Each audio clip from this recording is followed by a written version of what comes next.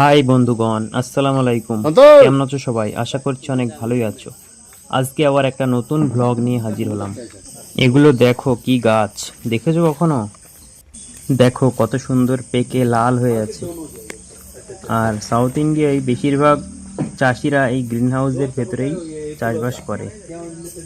First time capsicum ক্ষেত দেখে আমার খুব ভালো লাগছিল। তোমরা কে কে ক্যাপসিকাম ক্ষেত দেখেছো কমেন্টে অবশ্যই জানাবে।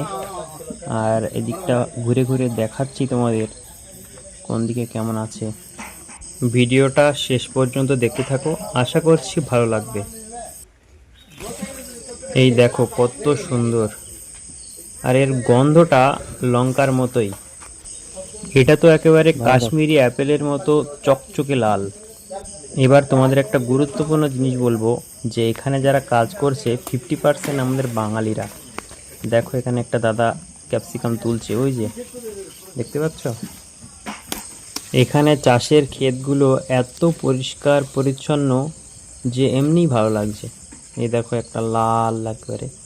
চাষের ক্ষেতে একটা গাছের পাকা পাতা পর্যন্ত নেই।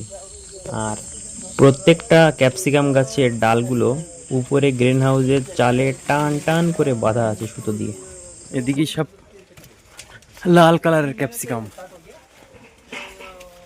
আর ওইদিকে হলুদ। এই যে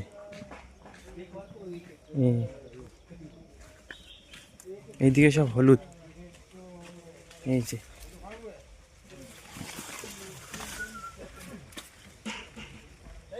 হ্যাঁ যাই। এই যে হলুদওয়ালা, হলুদ ক্যাপসিকাম। এইবার দেখো কতগুলো ক্যাপসিকাম তুলেছে। দেখো লাল আর হলুদ এক সাইডে করে রেখেছে। হলুদগুলোও ভালো লাগছে, কিন্তু লালটা যেন বেশি ভালো লাগছে।